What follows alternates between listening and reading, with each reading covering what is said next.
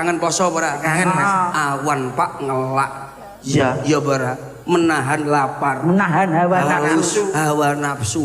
Awan ngelak pertama lho.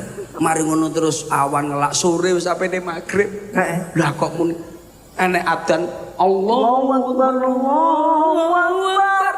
Cepet-cepetlah jenenge apa kuwi? Buka puasa. Membuka puasa membatalkan puasa. Berbuka dengan yang Mari ngono. manis. Iki contone, contone. Wes mari batal. Mari ngono sik urung.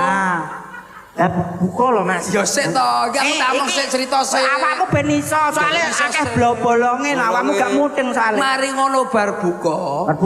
Magriban. Magrib. Mari magrib sing disanteni ibu-ibu isak taraweh. Iya. Mari ngono jam 12. Duh tok tak ding tolol tak tung tok tak ding